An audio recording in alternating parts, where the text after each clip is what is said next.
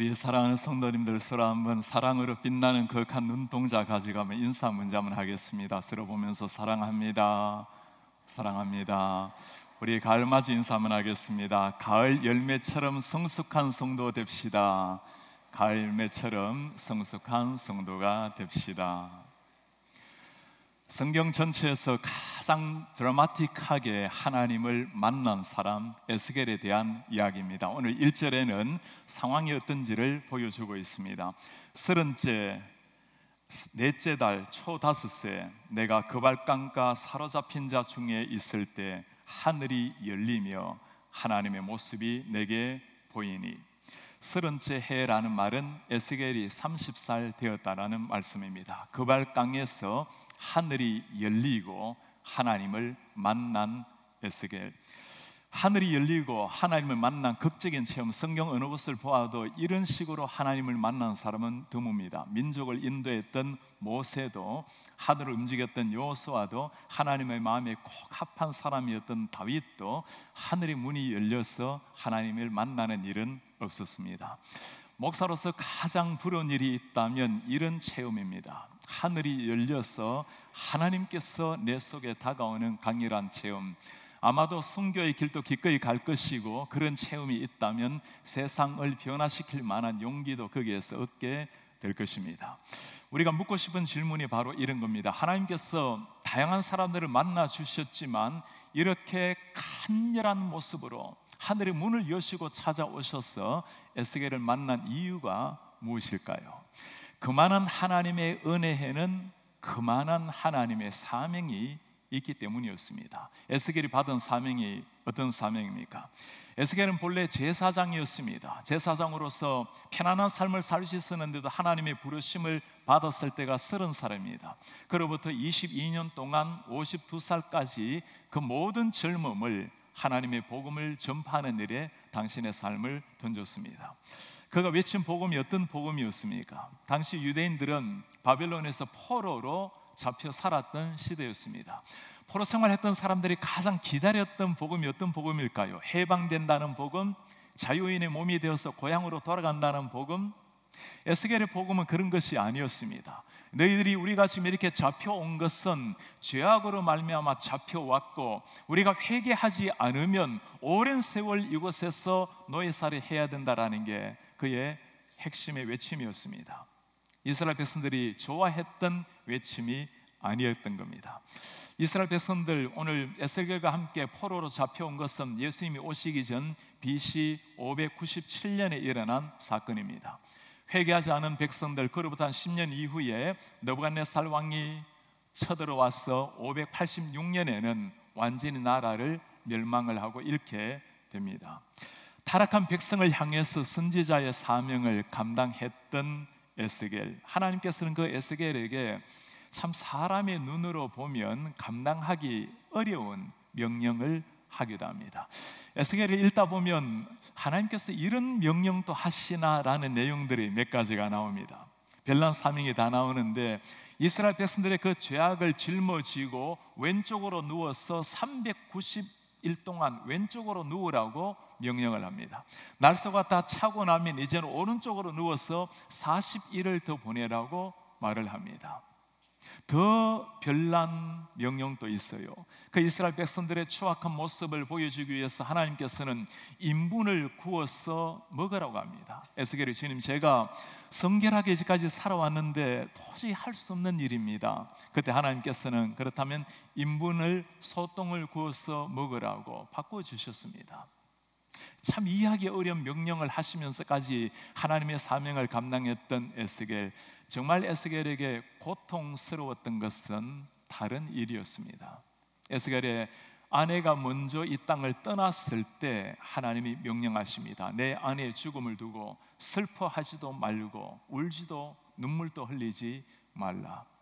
하나밖에 없는 사랑하는 아내를 잃은 슬픔마저도 표현하지 못하도록 하셨던 거, 하나님, 여러분, 이유가 무엇일까요? 그 타락한 백성을 향한 하나님의 그 고통스러운 마음, 하나님의 그 슬픈 눈물을 에스겔을 통해서 우리에게 보여주고 계시는 겁니다. 하늘의 문을 열고 오늘 에스겔을 찾아오신 하나님, 그 마음이 좀 이해가 될 것 같아요.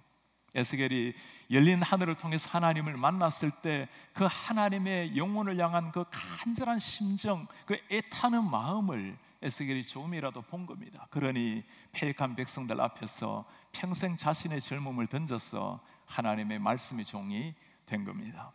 기독교 2000년 역사에 이렇게 하늘의 문이 열리고 하나님을 만난 사람들, 그 사람들이 이룬 역사들을 우리가 잘 알고 있습니다. 오늘은 우리 기독교 역사에 가장 중요하다고 할 수 있는 종교개혁 기념주일 501주년 되는 날입니다. 종교개혁하면 우리가 제일 먼저 떠오르는 사람 마르틴 루터가 떠오릅니다.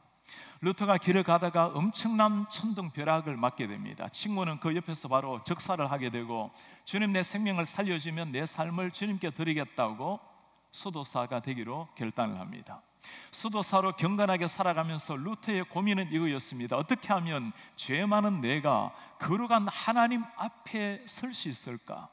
고행을 하고 선행을 쌓고 수도 없이 회개를 하고, 그러다가 루터의 삶에 어느 날 하늘의 문이 열리고 빛이 임하기 시작했습니다. 1512년 29살에 그가 베틀메르그 대학의 교수가 되어서 말씀을 가르칠 때였습니다.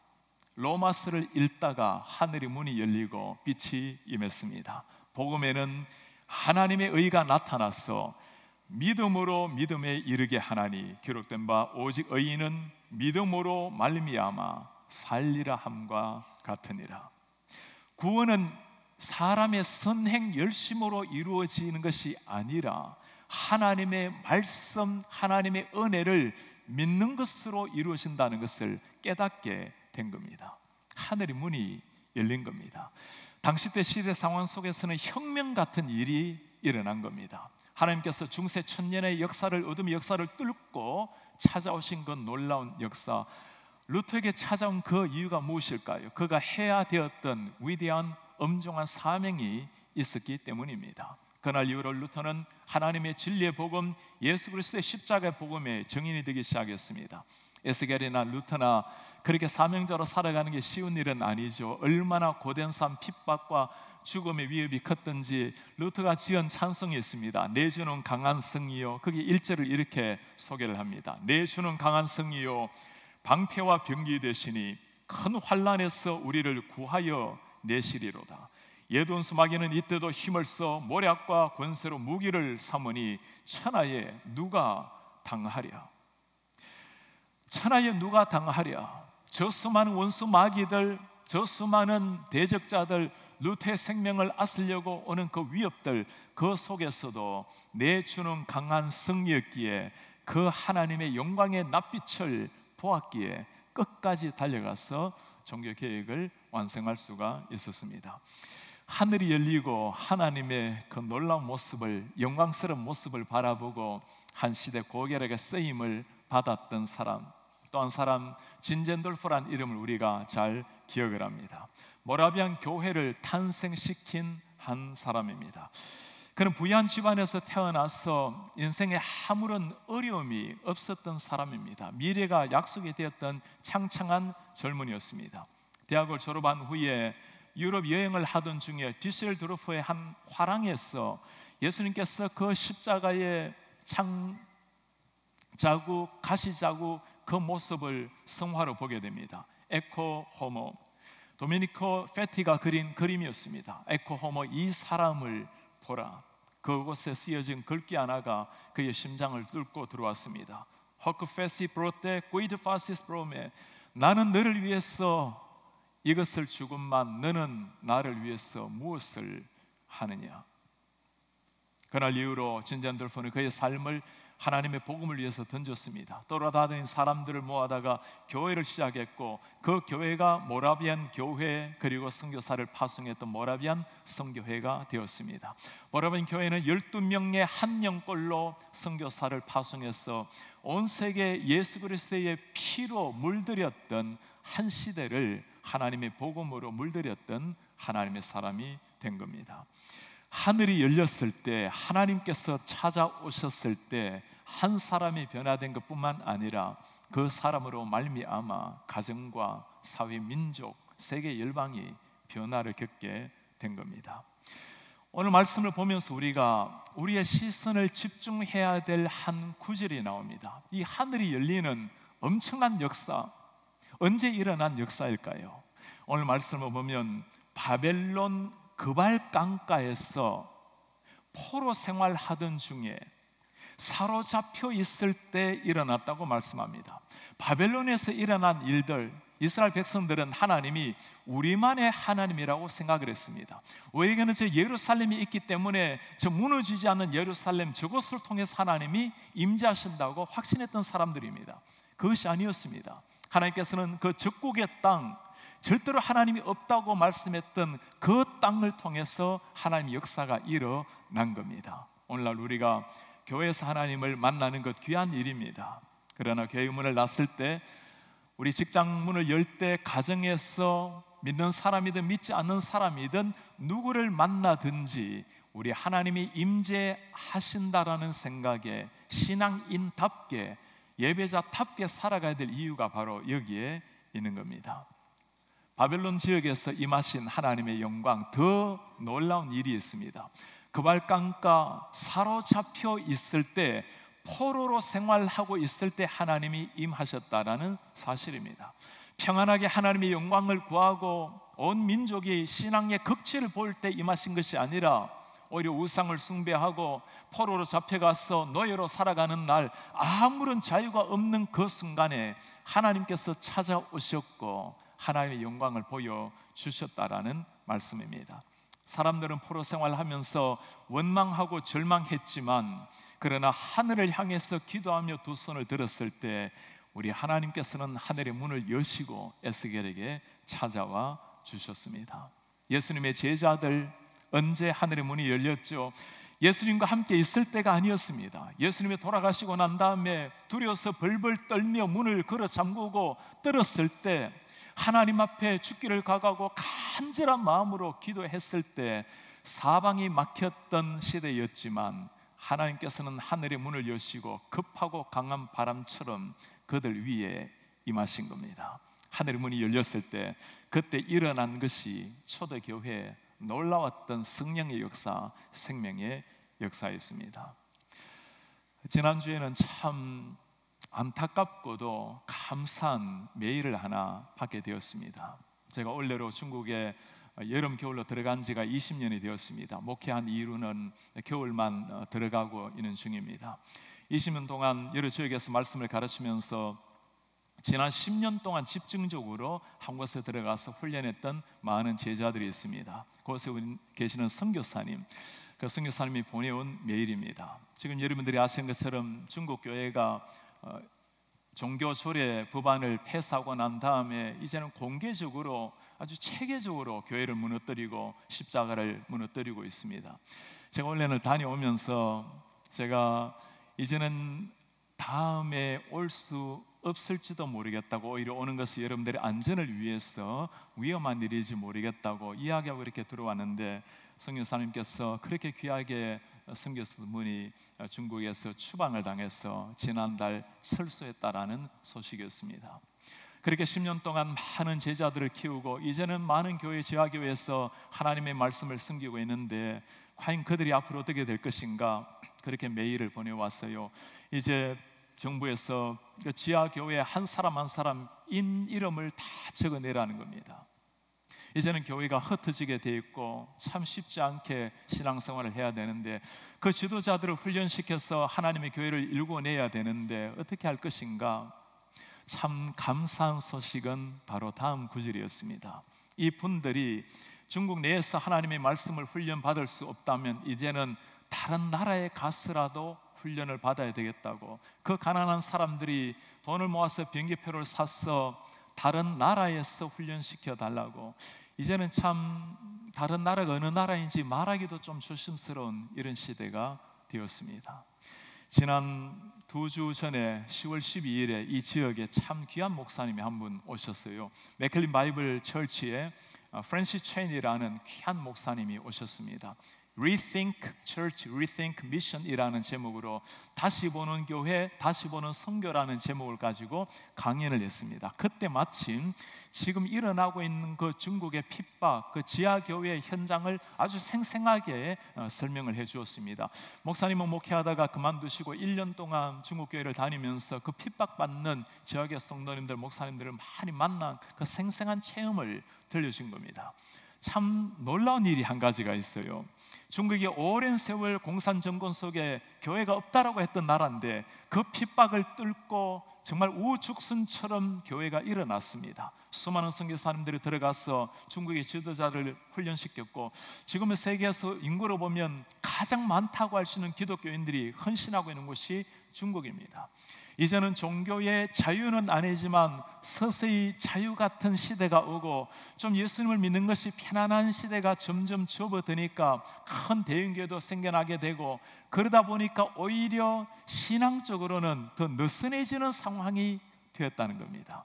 그 점에 종교 조례가 법안이 패스가 되고 이제는 점점 압박이 가요오니까, 고난이 다가오니까 오히려 이전에 가졌던 지하교회의 영성이 살아난다라는 간증이었습니다. 그 지하교회 영성이라는 것을 목사님이 5가지로 정리를 해 주셨어요. 첫째가 말씀에 헌신하는 교회, 두 번째가 기도에 전념하는 교회, 셋째가 모든 신자들이 복음을 전파하는 정인으로 사는 교회, 넷째 일상 속의 기적을 체험하며 살아가는 신앙, 그리고 마지막 5번째가 중요합니다. 그리스도의 영광을 위하여 고난이라도 기꺼이 감수하며 나아가는 교회.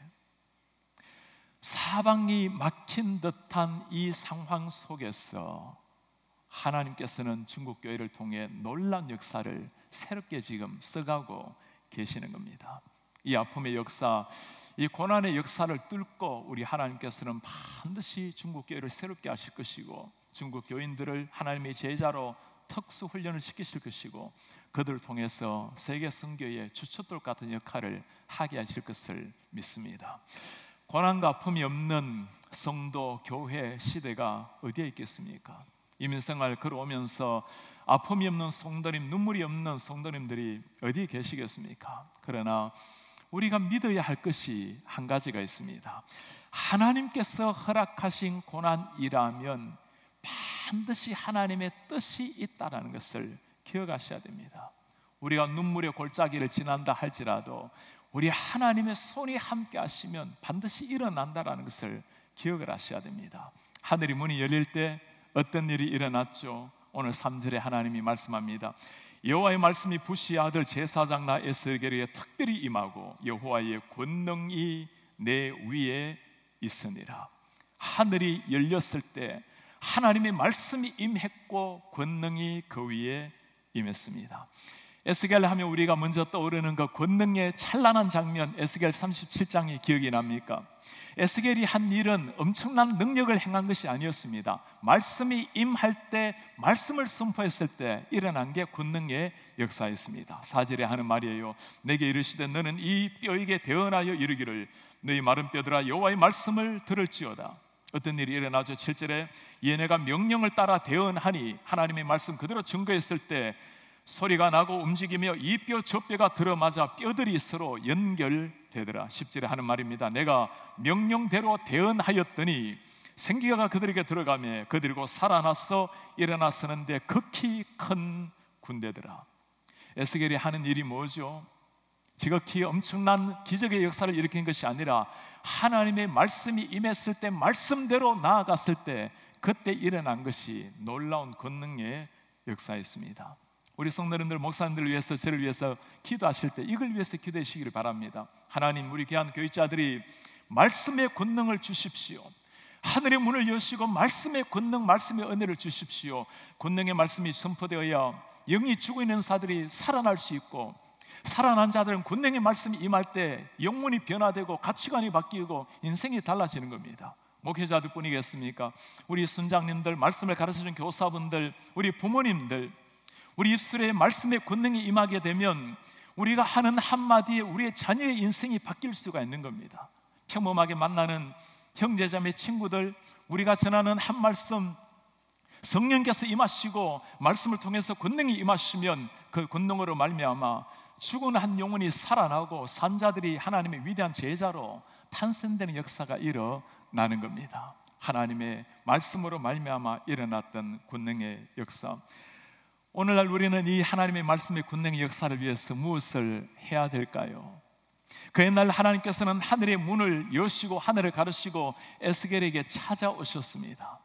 에스겔에게 하늘의 문을 여시고 오신 그 하나님께서는 오늘날 하늘을 버리시고 이 땅에 친히 우리 곁에 오신 주님이 되셨습니다.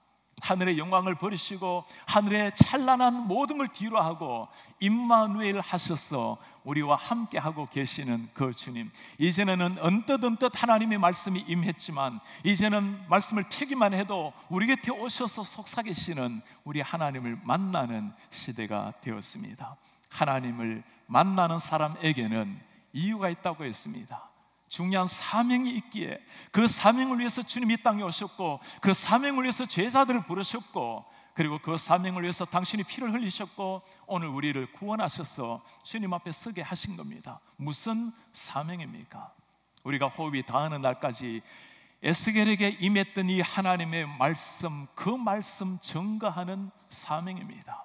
하나님의 영이 임했을 때 에스겔이 증거했고 주님의 제자들이 하나님의 영이 임했을 때 그 십자가의 복음을 전했고 하나님의 영이 임했을 때 마르틴 루터, 제빙걸리, 칼빈 수많은 믿음의 선배들이 하나님의 말씀을 증거했습니다. 기독교 2000년 역사에 그 수많은 사람들이 말씀이 임했을 때 생명의 위협을 무릅쓰고 이 십자가의 증인이 되었을 때 그로 말미암아 세상은 변했고 우리도 오늘 예수님을 믿고 이 자리에 앉아서 주님을 찬송하고 있는 겁니다. 우리 성도님들, 오늘 주님께서 하늘의 문을 여시고 우리에게 당신의 영광스러운 아들의 모습으로 우리 속에 오셨습니다. 사명을 위해서 오신 겁니다. 살아가는 그 마지막 날까지, 호흡이 있는 마지막 날까지 하나님께서 에스겔을 사용하셨듯이 수많은 믿음의 선배들을 사용하셨듯이 우리에게 임하신 하나님, 그 하나님 앞에 고결한 한 인생을 복음의 증인으로 하나님의 사랑의 통로로 고결하게 사시다가 우리 주님 앞에 영광스럽게 서시는 하나님의 사람들이 되시기를 주님의 이름으로 축복합니다. 오늘은 제가 여러분들 위해서 기도하고 난 다음에 우리 바로 우리 공동회를 하게 되겠는데요, 우리 18세 이상 된 우리 수창 교인들께서는 잠시 그렇게 오래 걸리지 않을 겁니다. 남아주셔서 우리 예결상과 우리 교회 미래 비전을 위해서 함께 기도해 주시기를 바랍니다. 우리 한번 기도하겠습니다. 우리의 존귀하신 하나님 아버지, 오늘 하나님께서 그 옛날 에스겔을 만나신 하나님, 오늘날 하늘을 가르시고 이 땅에 오셔서 우리 한 사람 한 사람에게 찾아오신 하나님 참 고맙습니다. 하늘의 문이 열리고 하나님 오셨을 때 전 생애를 바쳐서 하나님의 복음의 증인이 되었던 에스겔, 하나님의 말씀이 임했을 때 생명을 바치고 사도행전의 역사를 일으켰던 주님의 제자들, 흑암의 세상을 뚫고 이 생명의 말씀 때문에 생명을 들여서 생명의 복음을 전했던 종교개혁가들, 우리 앞에 있는 많은 선배들, 우리의 부모님들, KCBC의 믿음의 어르신들 때문에 우리도 오늘까지 이 십자가의 복음을 간직하고 왔습니다. 주여, 우리가 비오니 하나님께서 은혜를 도와주셔서 우리 사랑하는 KCBC의 사랑하는 성도님들, 이 은혜 가슴에 새기고 살아있는 마지막까지, 호흡하는 마지막까지 복음의 증인이 되게 하여 주옵소서. 모든 것 주님 앞에 감사와 영광을 올려드리며 주 예수 그리스도의 이름으로 기도하옵나이다. 아멘. 우리 다 같이 일어나셔서 오늘 말씀을 기억하시면서 우리 함께 기도합니다. 주님 앞에 나와서 무릎을 꿇고 긍휼을 베푸시는 주님, 하늘을 향해 두 손을 들고 하늘 문이 열리고 은혜 빗줄기를 이 땅 가득히 내려주십시오. 간절한 마음으로 찬송합시다. 우리 함께 기도해. 우리 함께 기도해. 주 앞에 나와 주 우리가 무릎을 꿇습니다. 무릎 꿇고 긍휼을 베푸시는 주, 베푸시는 하늘을 향해 주여 하늘을 향해 우리가 두 손을 드나이다. 하늘 문이 열리고 하늘 문이 열리고 은혜의 이 땅 가득 내리도록 이 땅 가득 내리도록 마침내 주옵소서 마침내 주옵소서 우리 위에 부으시소서 우리 함께 기도해 우리 함께 기도해 주여 우리가 주님 앞에 나아갑니다. 주님 앞에 우리가 무릎을 꿇습니다. 주여 긍휼을 베푸시는 주여 베푸시는 주 하늘을 향해 주여 우리가 하늘을 향해 우리의 두 손을 드나이다. 하늘 문이 열리고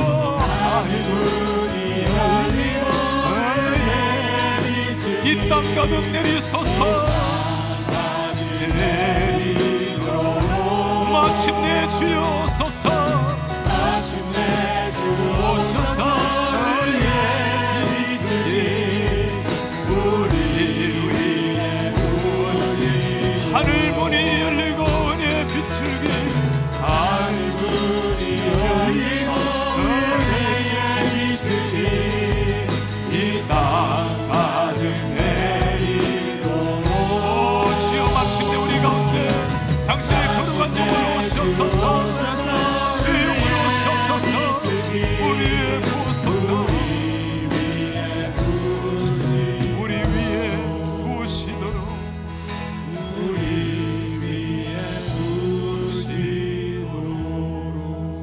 오늘 하늘의 문을 여시고 에스겔에 찾아오신 우리 하나님을 보았습니다.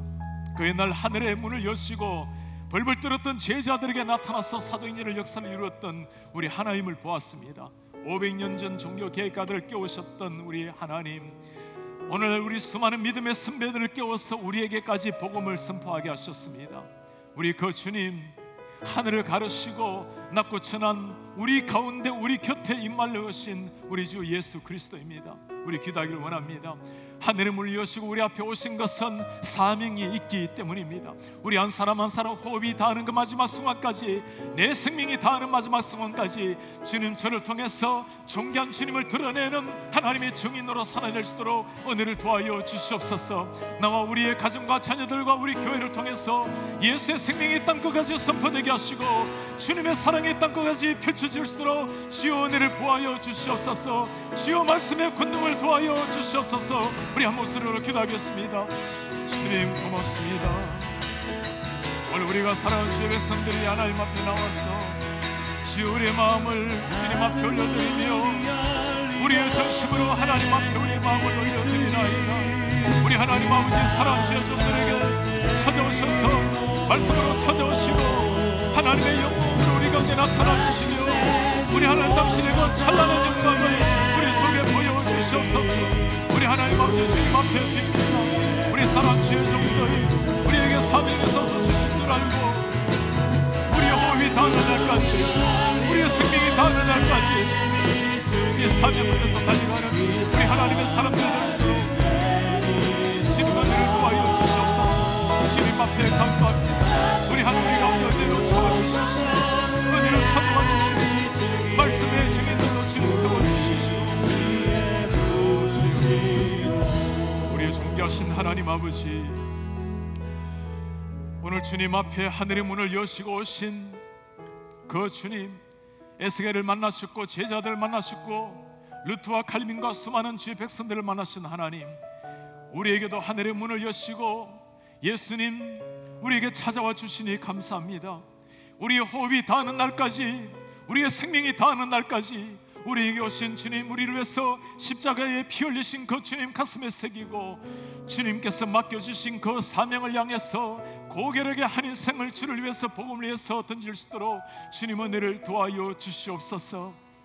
그렇게 살다가, 그렇게 주를 위해서 1%의 에너지도 남김없이 쏟고 살다가 우리 주님 오실 때, 우리가 이 땅을 떠날 때 고결한 모습으로, 영광스러운 모습으로 주님 앞에 설 수 있도록 은혜를 부어 주시옵소서. 예수 그리스도의 이름으로 기도하옵나이다. 아멘.